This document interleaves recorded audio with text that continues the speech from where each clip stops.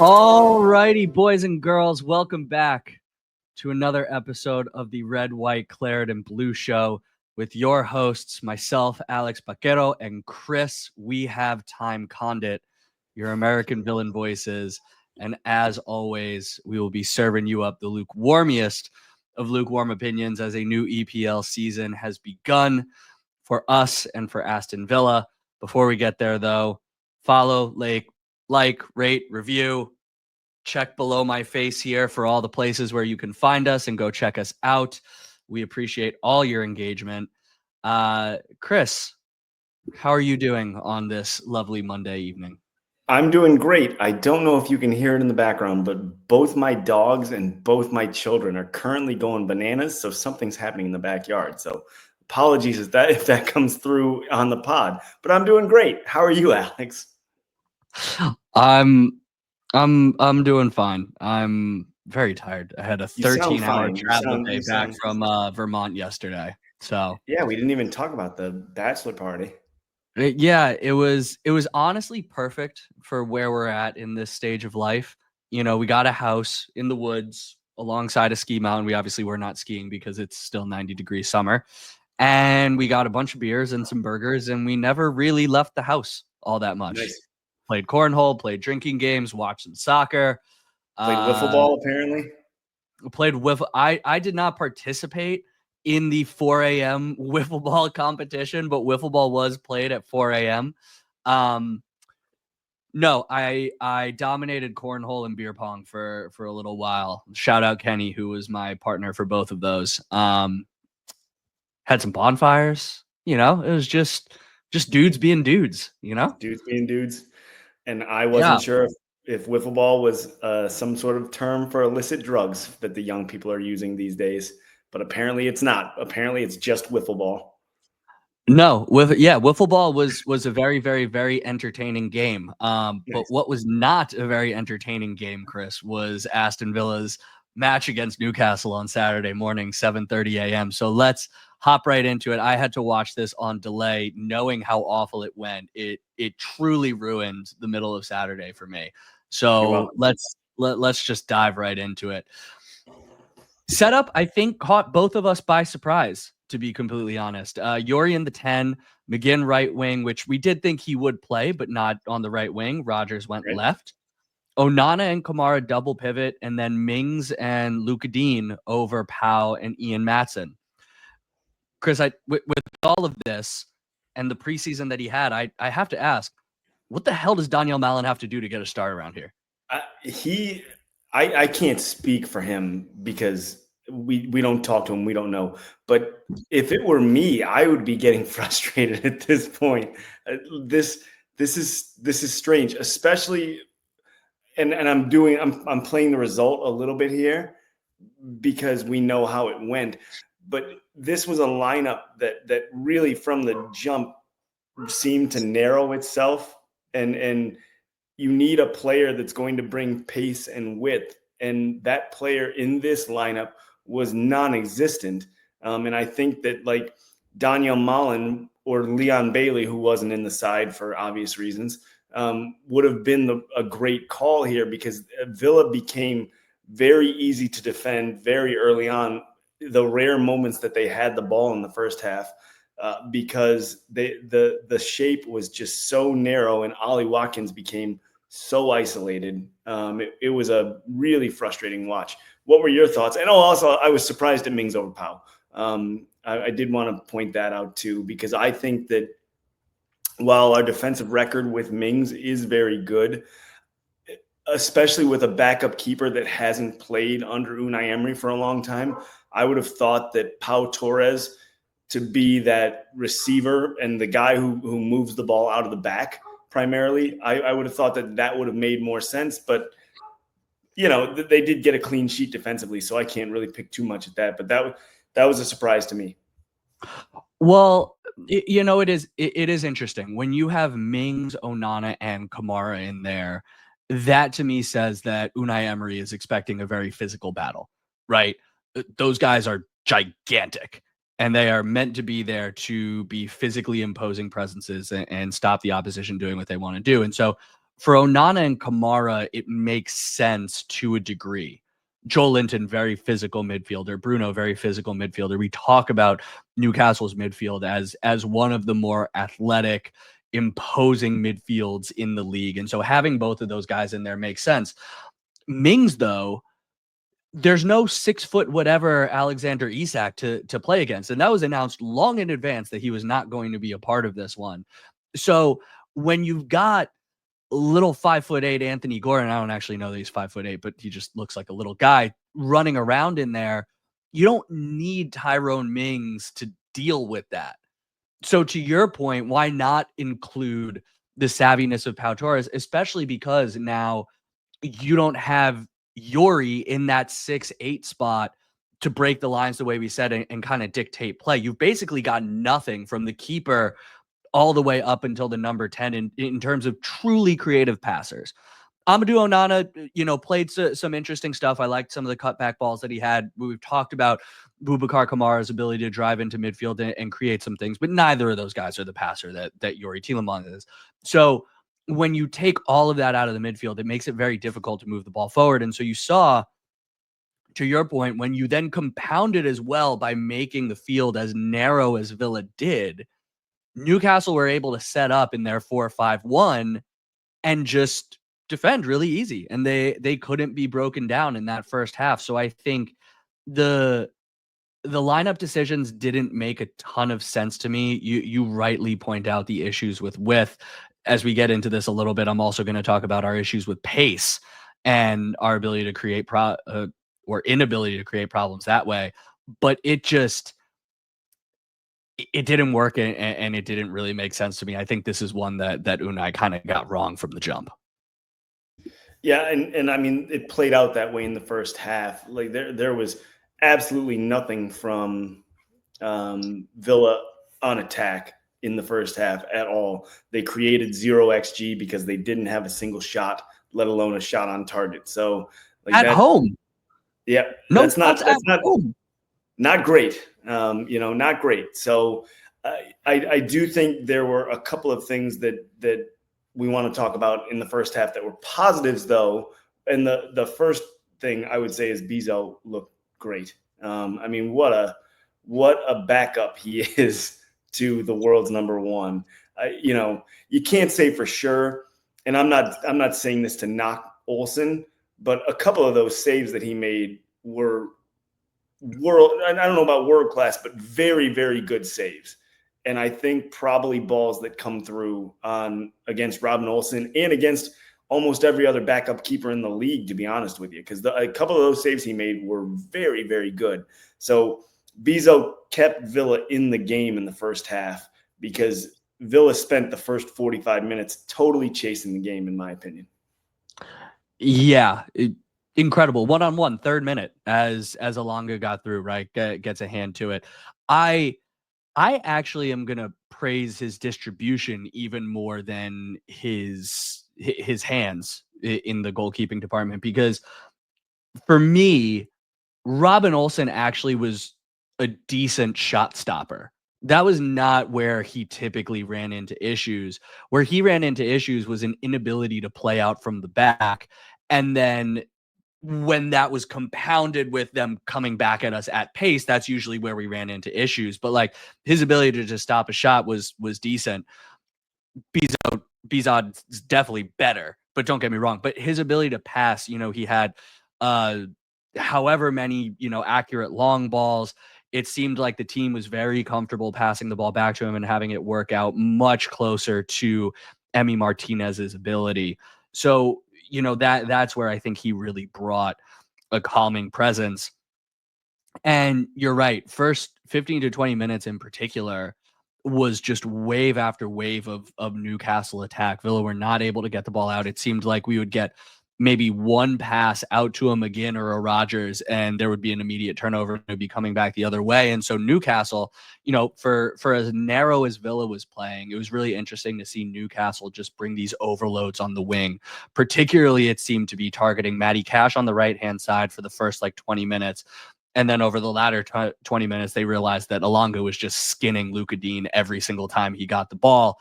And so kudos to Eddie Howe. He really identified that as an opportunity. And if they had Alexander Isak up there, I think they're 2-0 up by the 19th minute. That's probably true. And I know that we're going to get to Matty Cash more later, but I do want to say from a defensive standpoint, he played very well. He had a lot of great blocks, and he really showed himself pretty well under a tremendous amount of pressure. We'll get to the second half and the issue there, but I do think that it's worth pointing out that his issues on Saturday were not due to an inability to keep pace and an inability to defend well, because I thought he defended very well. The only other thing I have to say on the first half that I really want to hear more from you on is an incredibly ineffective Morgan Rogers. Oof. I believe, because I was texting you at this point, I texted you, I think that was the worst 45 minutes he'd ever had in a Villa shirt. And we'd said that once before last season, but yeah, he was bad. I mean, he flatly just not good. Couldn't pick a pass, couldn't dribble, couldn't hold on to the ball. There was nothing in that first half in particular that he did well for me. So I was extremely frustrated by that. And you rightly pointed out that he probably wasn't fully fit and healthy. So there is that. But I do think some of his issues, in my opinion, came from trying to do too much. He was trying to dribble through three defenders instead of looking for a pass. And sometimes his touch seemed off. And that was true for me of the entire midfield for the most part in the first half. You could see what Ezri was trying to do, which was play on the break, play on the counter, because he expected that physical presence from Newcastle. And the runs from Watkins and Rodgers to some extent, but mostly Watkins, were there, but the passes were not. We couldn't get anybody to complete a pass. And the one pass that sticks out to me that I remember was actually at the beginning of the second half, but it was Onana from the midline, and he almost kicked it into the Holt because he misplayed it that badly. Like it went in the air over the end line as he was trying to go over the top. So I think that was just endemic of the entire first half, even though that happened early second. But that's the pass that stands out in my mind, is this ball just sailing 15 yards beyond anybody and landing almost in the stands from the halfway line. Yeah.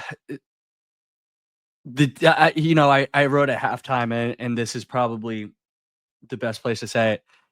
It seemed like two teams that very much were still on their summer break. The touches were all too heavy. Now, Newcastle at least had the athleticism and the physical presence to keep it on Villa's end, but you saw how poor they were in the finishing department. Thank God for us.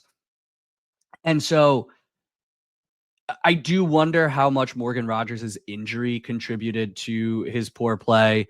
He didn't have a great back end to last season, definitely seemed to wear down as the year went on. And I'm not saying I'm concerned about it now, but Unai Emery definitely has his guys. Morgan Rogers obviously is one of those guys. And I do wonder if he was a bit overly loyal here, if Morgan Rogers shouldn't have gotten the hook at halftime for a Malen, a Gasson, someone of that sort, because the touches were too heavy. The speed, the quickness was not really there from him, nor Yori, nor McGinn, for that matter. None of them could.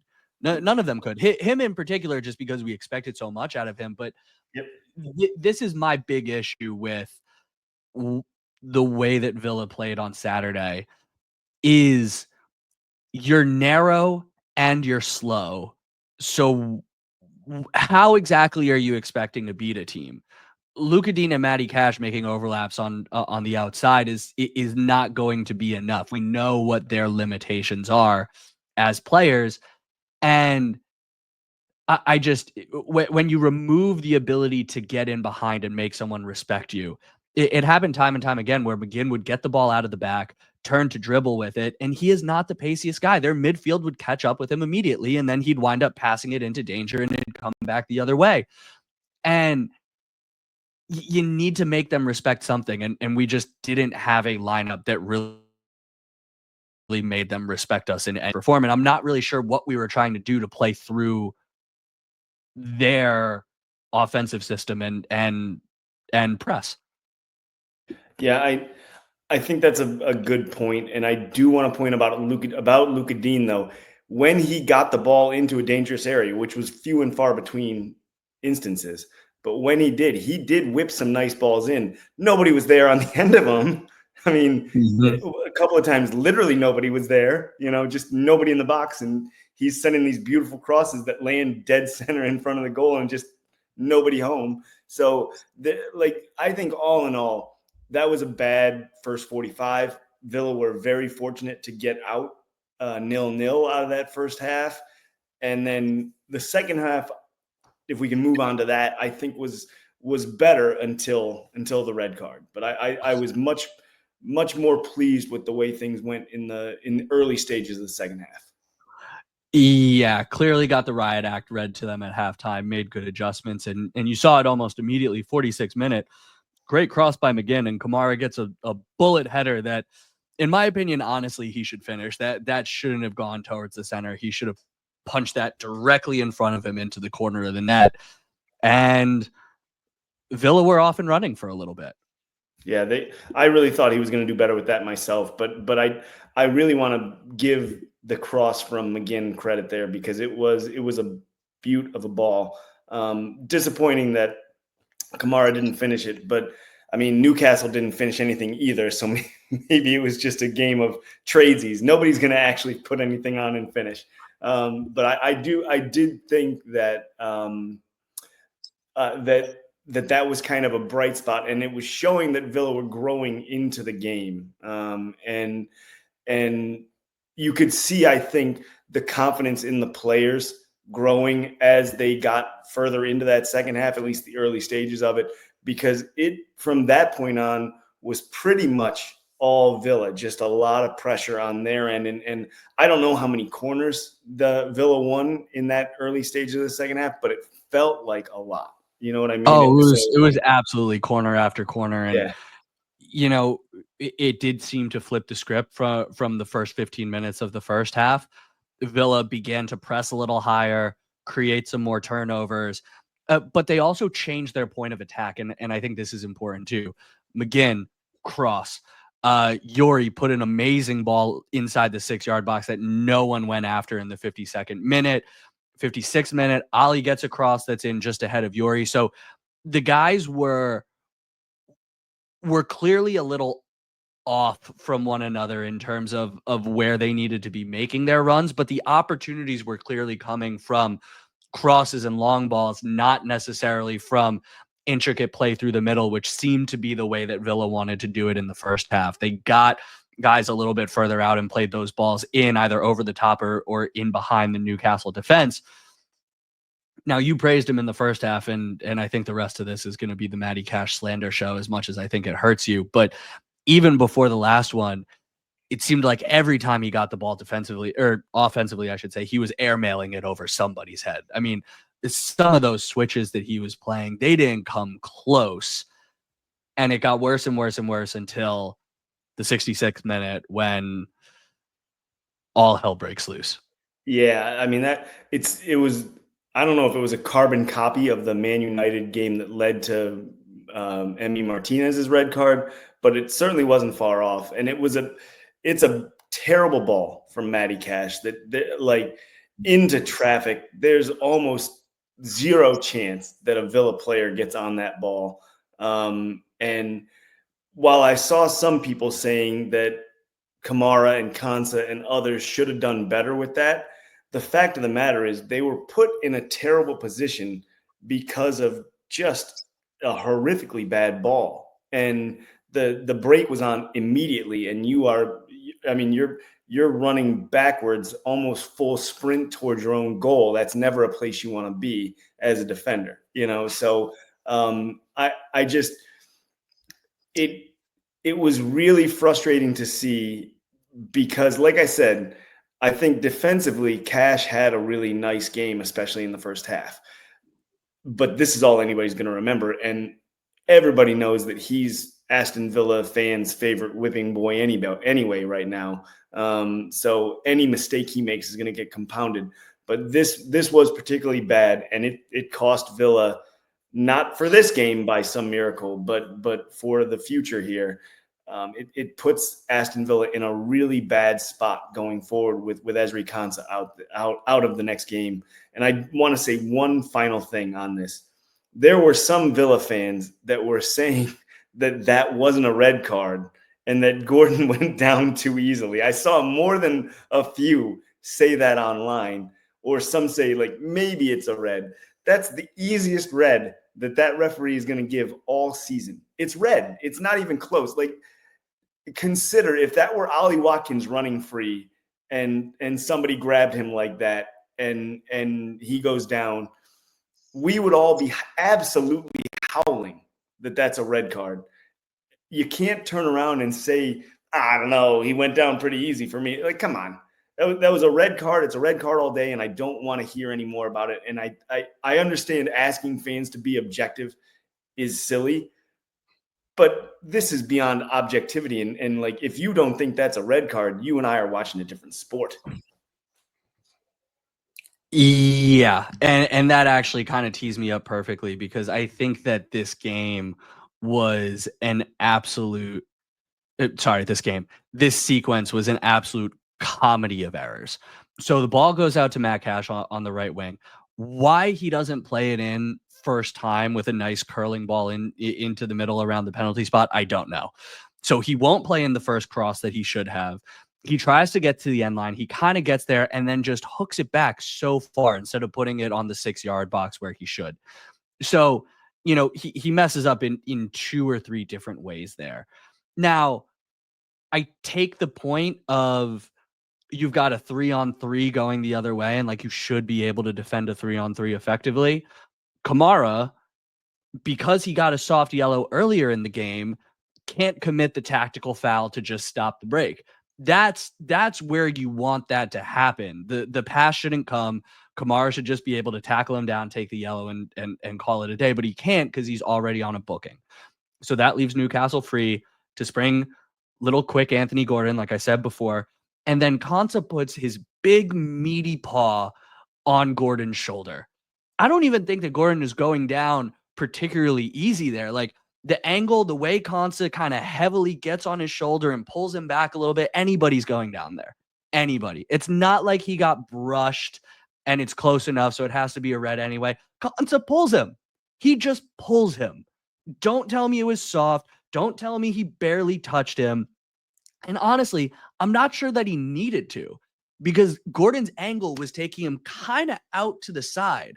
I think there was enough room for Konsa and Mings to potentially cut the angle and have Bizot take it one-on-one and potentially make the save there. So the challenge and the pullback, I don't even think was necessary from Ezri Konsa. And to your point, now he's out for another game. And how many times did I say in our preview pods that losing Ezri Konsa was our worst nightmare for this season, right? And here we are in game 2, and we're already there. Absolutely justified. And, we can talk about the rest of this game, I guess, when Villa went down to 10. It actually didn't seem to affect us all that much. I will say there were certainly waves of Newcastle attacks for, let's say, the next 15, 16 minutes or so. Fun fact, they actually never got another shot on target between the 16th and 89th minute of the game. That's great, right? That's great. Yeah, that's great. For all that bluster, Villa shut it down. And we actually got a few opportunities going the other way, whether it's the 86th. Malen had that really hard shot on net. 92nd minute, Rodgers loses it again off of I thought that was going to be a chance. I really did. It should have been. Yeah, I was just fell over his own feet. Yeah, just left the ball behind him. Whoops, there we go. So that was, I think, that was Morgan Rodgers' day in a nutshell. That sequence right there. He just didn't have it. And I actually am pleased with the way Villa finished the game out with 10. And I think that we're pretty fortunate to come away with a point here. And you're right. I think with Isak out there, I think it's a loss.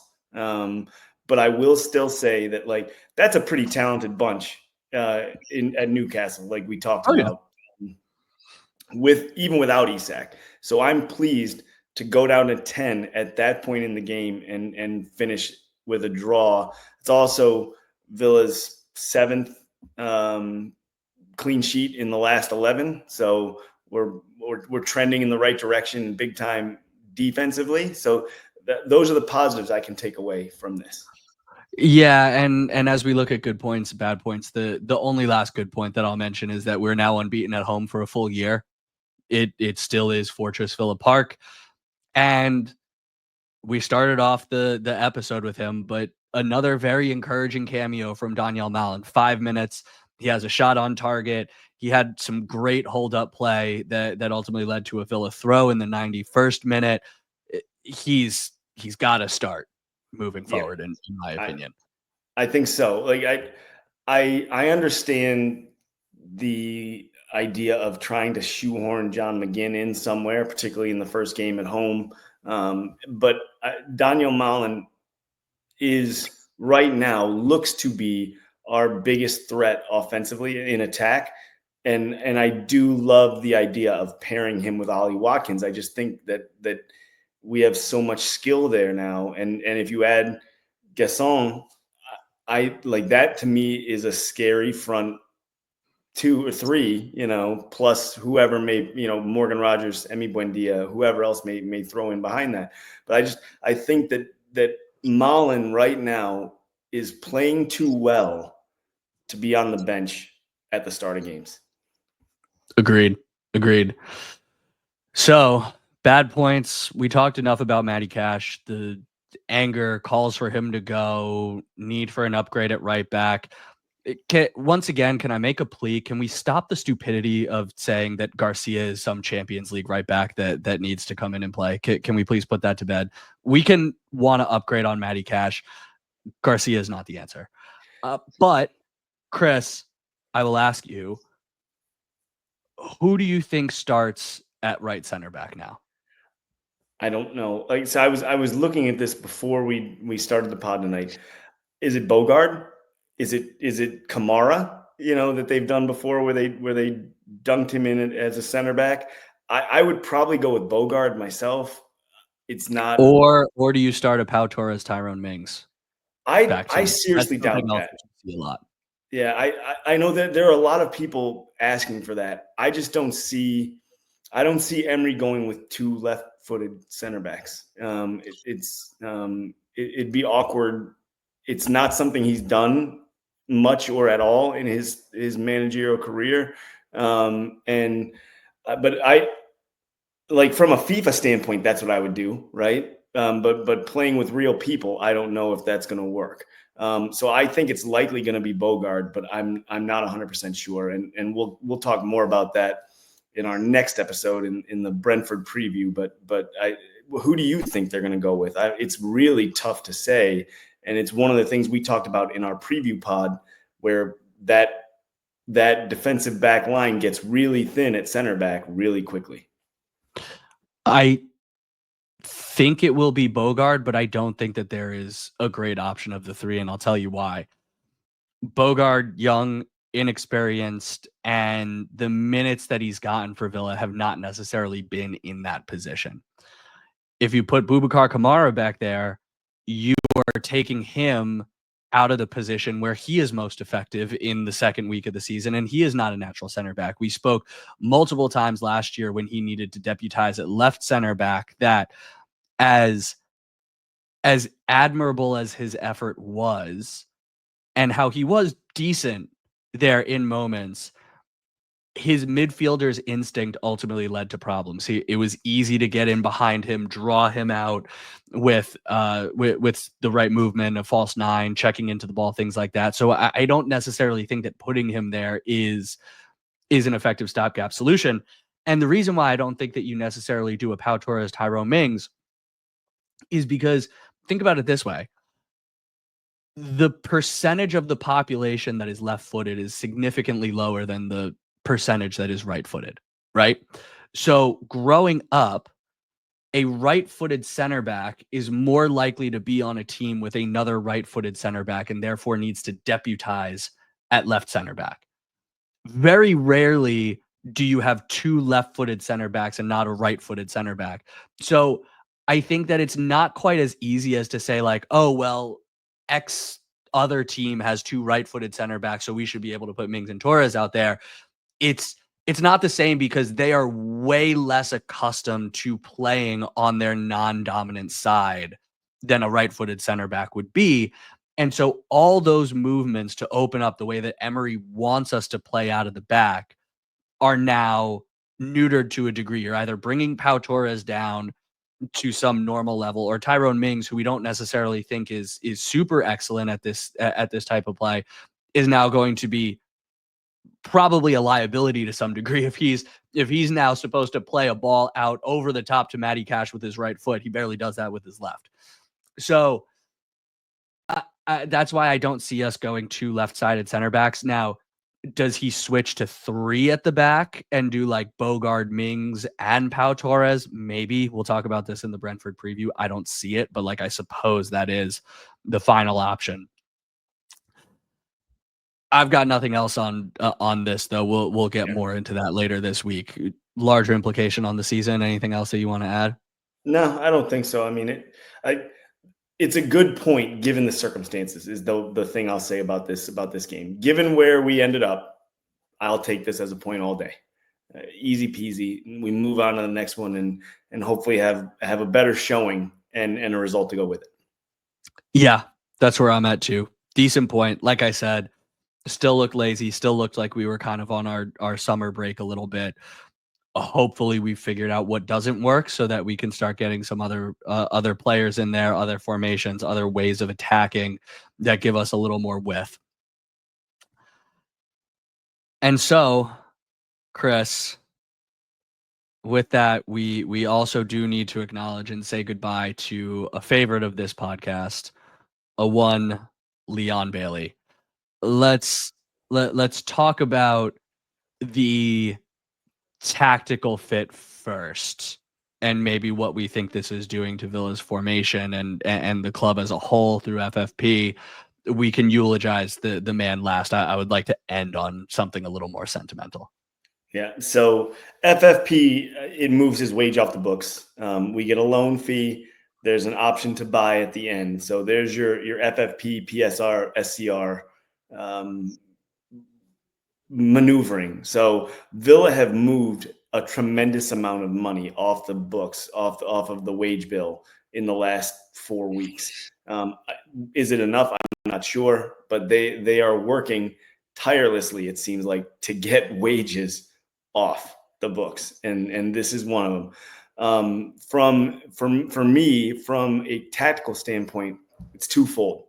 One, the downside here for me is that Leon Bailey is one of the players that consistently stayed wide. So he always brought width to the formation because he preferred to play wide and would cut in sparingly. He'd rather come from a wide position.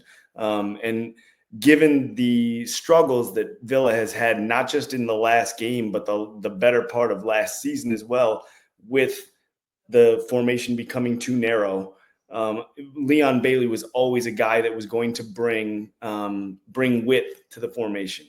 But what we've talked about, what Unai Emery wants ultimately is positionless football where everybody across that front three can play any position. And that is not what Leon Bailey can do. He is strictly going to be on that right side. He's not going to move to the middle. He's certainly not going to move to the left.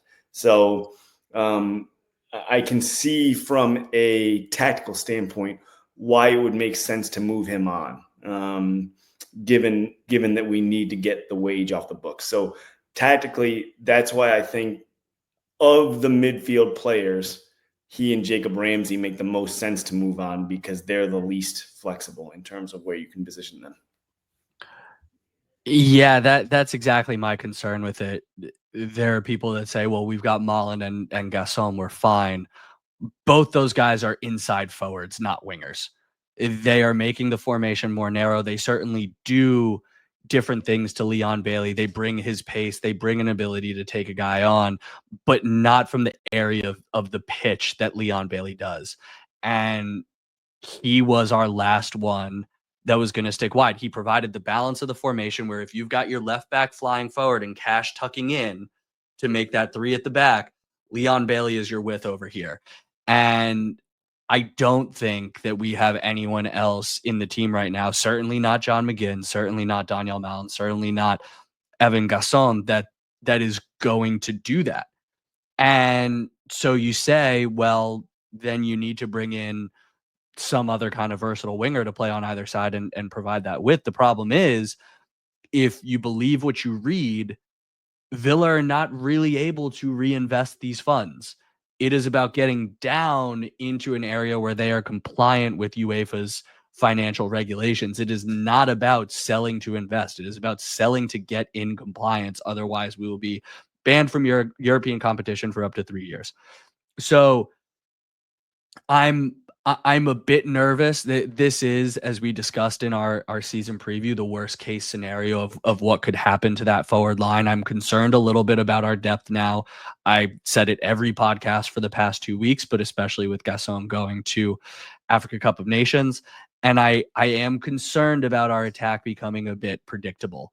And as you said, a little too narrow. This seems to be a problem that we've always had with the purchases under the Unai Emery era, going all the way back to Moussa Diaby and the fact that he would play a little bit too interior and make us too narrow when Leon Bailey wasn't on the pitch.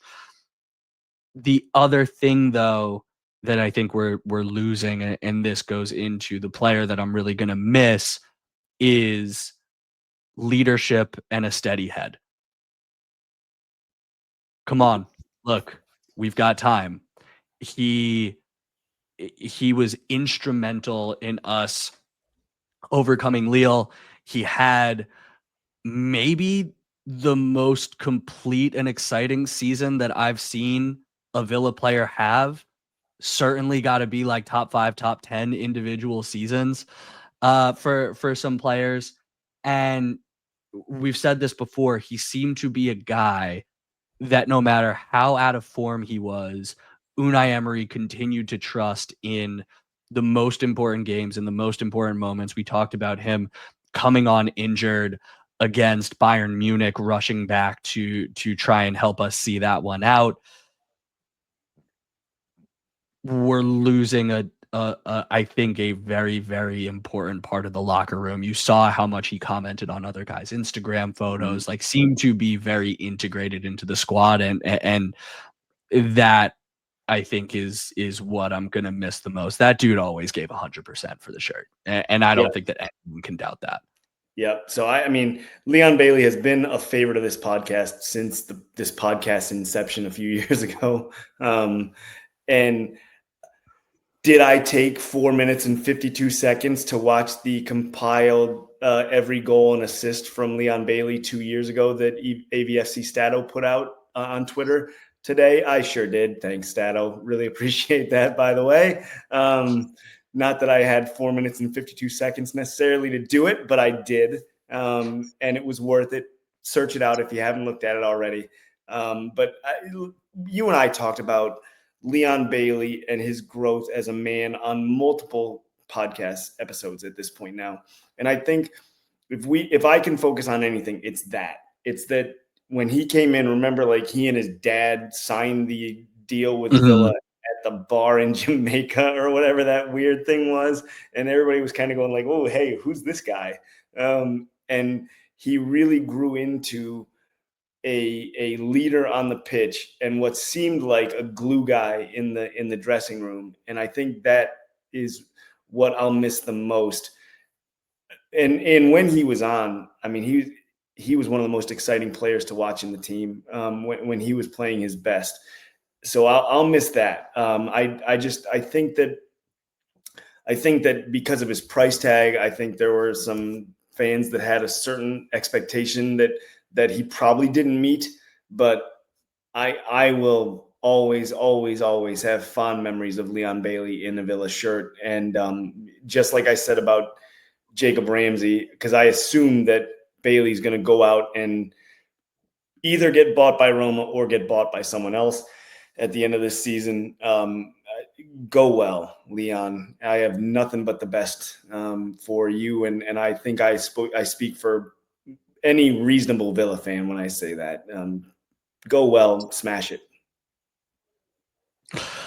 Well said. So with that, some shout outs from our last couple pods, at Matt C 8887 on YouTube, David Cleel 2359. Appreciate the back and forth about the inability to reinvest.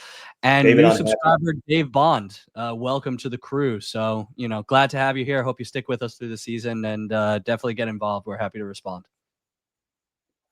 Yep, really appreciate it, guys. Like always. Chris, anyone you want to shout out on Twitter? Chattanooga FC.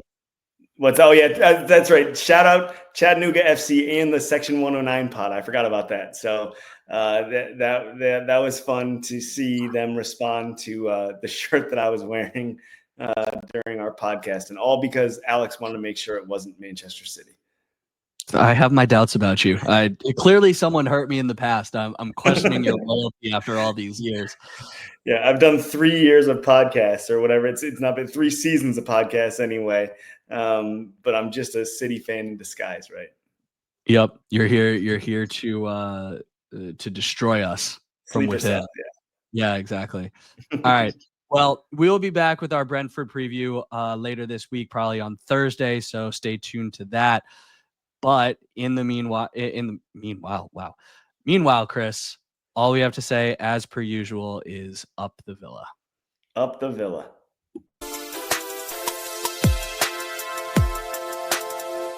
Hi, Mom and Dad.